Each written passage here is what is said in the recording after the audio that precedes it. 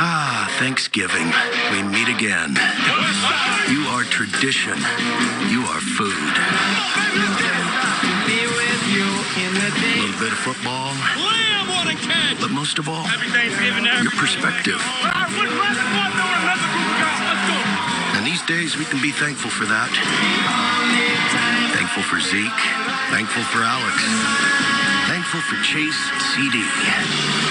The dramatic scene is set on Thanksgiving Day. Now that doesn't change for anyone or anything. Nowadays, maybe there is no good or bad, just next. So let's keep this going together. Washington versus Dallas is next on Fox. I believe that you and me last forever. Exactly 2 years ago, on Thanksgiving Day, Alex Smith was rushed into emergency surgery with a life-threatening infection that might have required his right leg to be amputated. But here he is today, as the leading candidate for Comeback Player of the Year in what has to be the feel-good story of the decade. Of course, football on Thanksgiving makes everyone feel good, and that tradition continues today on Fox with Ezekiel Elliott's Cowboys hosting a game on this holiday for the 43rd straight season. And this year, we bring you one of the NFL's great rivalries that also happens to be a battle for first place. It's the Dallas Cowboys hosting Washington as part of our Thanksgiving tradition here on the one and only Built Ford Truck Fox NFL special pregame show, brought to you by the Ford F-Series, the official truck of the NFL.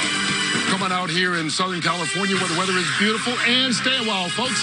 I'm Kurt Menefee. Happy Thanksgiving to you. We're so thankful that you took the time out to join us. Here with my friends Howie Long, Michael Strahan, Jimmy Johnson, Jake Glazer will join us in just a bit. We're thinking about you, Terry Bradshaw. Happy Thanksgiving, boys. Happy Thanksgiving, Kurt. Yeah, special shout out to our grandson Luke from Mama and Papa. Happy second birthday, Luke. We love you, partner. Have a great day.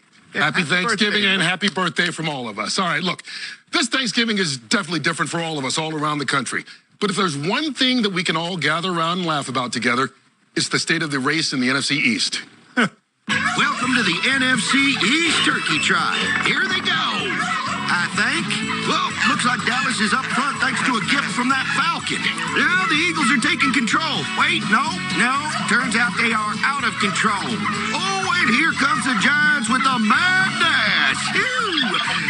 Oh, yeah, that's unfortunate. Well, I'll be thankful when this is all over. Well, Michael, you truly can throw the records out because somebody's going to win the division. You know, you call the NFC East the NFC Least. It's Thanksgiving, so let's call it the NFC Feast. How about that? Oh, you like that, huh, See Howard? what you did there. But, you know, this division has been confusing, a little disappointing the entire season. You have the Philadelphia Eagles, who I think have just worked their way out of the division. I think the Washington Redskins, who are playing today, they are a team that can beat anybody in the division, but I don't think they're really a contender to win it. The Giants are probably playing the best football consistently game to game in this division. I think they're legit, and I think the other legit team we're going to see today is the Dallas Cowboys. The Dallas Cowboys have the second easiest remaining schedule in the league. They are the #1 contender, but I think the Giants are right on the heels to take the NFC East. Yeah, we've been talking about the Giants for the last couple of weeks, particularly Daniel Jones, who limited the turnovers the last couple of weeks, and that's been a big key. I think the Giants have their quarterback. That being said, Dallas kind of caught lightning in a bottle last week. They're hoping that that's a trend. Mike McCarthy, I know, has been trying to reach that football team. They ran the football. They have a great receiving core, and I think it's going to come down to Week 17, Dallas versus the New York Giants. All right, let's bring in Jimmy from the Florida Keys. Jimmy, first of all, happy Thanksgiving. Secondly, how do you see the East shaking out? Well, happy Thanksgiving. There have been a lot of jokes about the NFC East, but as a coach, the first goal is to make it to the playoffs. Well, not only is somebody in this division going to make the playoffs, they're going to have a home game. You know, and we all know this. Once you get in the playoffs, a lot of things can happen. You know, you can get hot, you can get on a roll. The opponent can have some injuries or have players out because of sickness, one thing or another. You know, hey, don't laugh at me, but I don't think it's a reach. I think the winner of the NFC East can make it to the Super Bowl. Okay, now we're going to laugh at you with that. Hey, Jimmy. I said don't laugh. Jimmy, it's Thanksgiving, but I'm going to give you a little meatloaf, okay? Anything can happen, but it won't be that. It's not going to happen, my friend. Not make it to the Super Bowl. Spoken like a coach. We'll have more from Jimmy a little bit later. And here's what else we've got coming up, presented by Geico. Many more helpings on the way as we consider our history on Thanksgiving Day and the understanding on how using Indian mascots truly impacts Native American tribes. And Alden Smith opens up to Jay Glazer about his tumultuous past and how he plans to be a source of inspiration moving forward. Stick around as the Feast on Fox continues.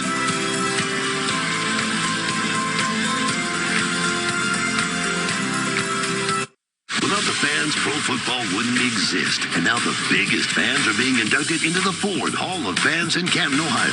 Are you fan enough to get in? Here's your chance to tell us why you should be nominated. Go to FordHallOfFans.com now. The Washington Redskins. These days, it sounds shocking when you hear someone say that, doesn't it?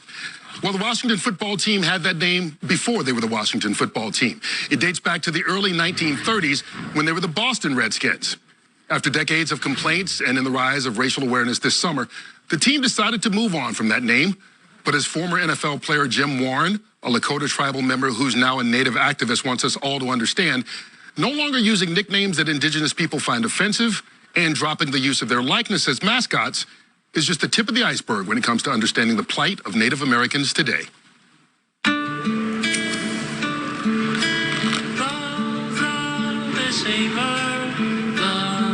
I never did play for a team with a Native mascot, but I played against teams with Native mascots.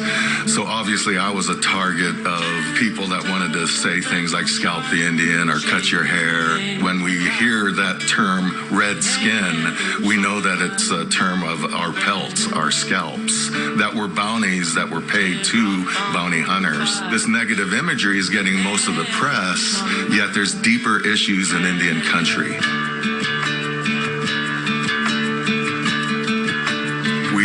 About genocide in other countries, but we don't learn about the genocide that happened here.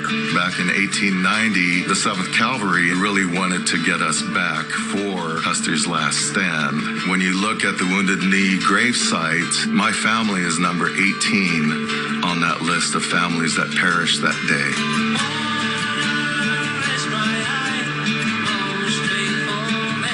Being an American citizen, many of us don't have that experience of visiting a mass grave, of feeling that trauma from many generations ago. Pine Ridge, my home reservation, is the poorest county in the United States. So the average family income is under $10,000 per year. Unfortunately, Indian country has the highest rate of COVID-19 in the world. And when I go home and I hear of the people that are passing away just because they can't keep themselves warm, that's something that's very challenging. When you think of Paha Sapa, which means Black Hills, that's our sacred land. U.S. policy saw that our culture, our ceremonies were savage and heathen. So we could have been singing a song for happy birthday or a wedding, and they saw it as war drums. Black Elk said it would take 7 generations to heal our circle after Wounded Knee. So as we gather on this special holiday, let's give thanks for inclusion. Let's give thanks for culture. Let's give thanks for who we are as two-leggeds. Indeed, let's give thanks for how far we've come, while also being thankful for the wisdom to recognize there's much more ground we need to cover. As Warren told us, simply dropping mascot nicknames and thinking the problem is solved is akin to no longer doing blackface and believing that solves racism. Let's get back to football, and this Washington football team taking on the Dallas Cowboys with a chance to move into first place. But there's a bigger picture story here, Howie, if you look at where they're trying to get long-term under Ron Rivera. Yeah, and you think about what this team has been through over the course of the last year, the controversial name change and, you know, all that Ron Rivera's been through, and, you know, talk about a great day, Thanksgiving, thanks that Ron Rivera is healthy and on his way. Then your quarterback, your number 1 quarterback from last year, who's really the owner's pick, gets benched. Your number 2 quarterback goes down.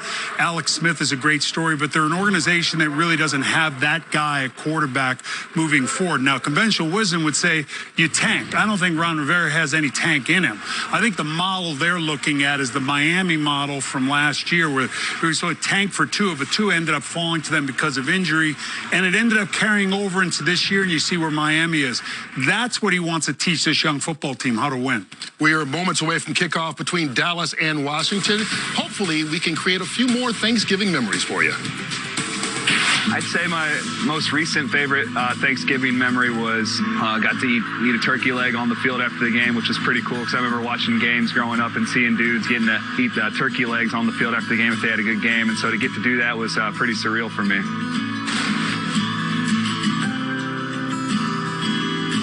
This is the 5G America's been waiting for, only from Verizon.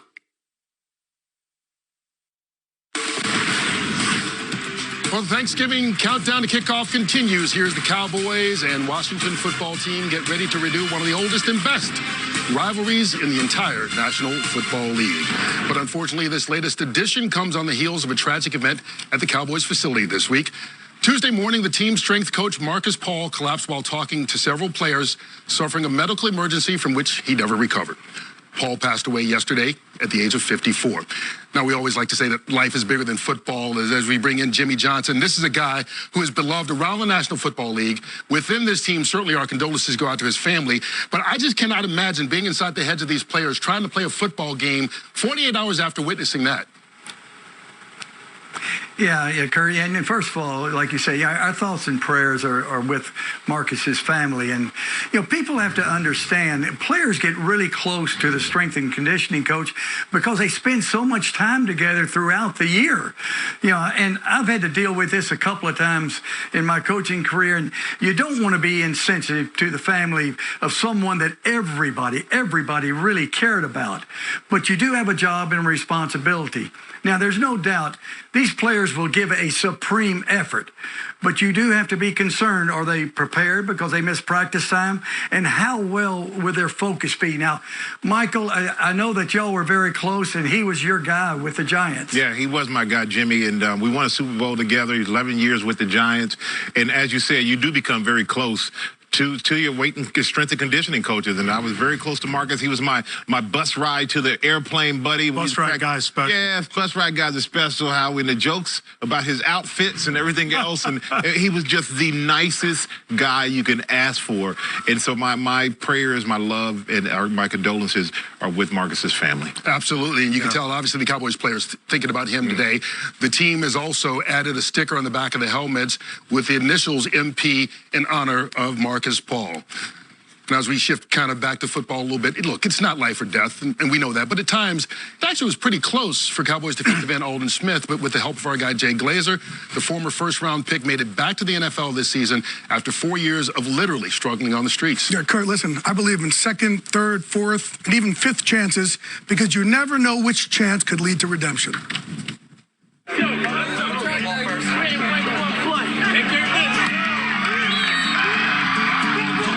First thing that popped into my mind was like music. The kid from Raytown, Missouri, the legend in the making. We grew up going to church, so I would sing. Yeah, I made it. I'm here. Play the drums. When I was younger, I wanted to be a vet. Go 49ers, Super Bowl. If only they knew what was going on inside of that person. I'm doing great. How could this person with so much to lose keep messing up? Smith was arrested for hit and run. He faces 3 years in jail. You guys see that person with so much to lose, but he's empty. It's not a one-day fix. I deserve to be happy. In terms of him playing football again, I sure hope so. Good job, kiddo. I was pissed off. Get out my face now. Like, I had lost who I was. Denying that you were detained for public. When did you start becoming, I guess, NFL Alden? What does NFL Alden mean? Actually, hold on. Let's go back.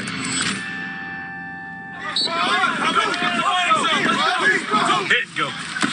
Drive it left, I mean, I got into my share of issues. I had problems, demons, you can call them what you want, but there were things that had nothing to do with football that dated all the way back to childhood. And, like, with the success that I was having, I never, took time to deal with those issues. On the outside, I was this all-pro, football player, but on the inside, I never, felt like that. And so it took things, like drinking and... Smith denied driving drunk. It weighed on me. Alden Smith has been arrested again. Cost him his job with the Oakland Raiders. A warrant was issued for his arrest. I had to have a real honest talk with myself on, hey, you can, change this whole thing. Yeah, I met you. You were living at Sober Living, and you joined our MVP Foundation. When did you first believe that you could change into this? There was a time where, like, I was living a regular civilian life. I left a lot on the table. I know I'm one of the best players in this league, and, like, look what I'm doing. Once I got out of that victim role and stepped into the role of somebody who wants to take control of his life and change it, then life was ready to change with me. Once you said to me, it's my fault that I'm out of the league, and you put it on you, do you remember that? And I was like, okay, you want another shot in the NFL? The Cowboys have signed all. You were sitting in this very same chair. You came over to my house to sign the contract here. I signed right here, right? I don't think people know, like, how much me and you talked, you know, and, like, the relationship that we've created. And so for me to, like, be training and actually getting in a position where I could be back playing football, like, that's wild. What a story. Aldon Smith out of the league for 4 years. I was in a dark place, and I'm a hard-headed, strong-willed person, and I was one of those people who didn't believe that I could be helped or that there was going to be a better day. I feel like I'm a relatable person, and the way that I tell my story, people will be able to get something from it and take something from it that'll help change or save their life. When Aldon first came to me last October, the things we talked about to get him through his dark times, and this really goes for everybody, is to be of service to other people and to live in gratitude. And to everyone sitting at home right now on Thanksgiving, and I know it's tough times right now, I hope you could look at Aldon's story and realize it's never too late to make the choice to give back and to be grateful.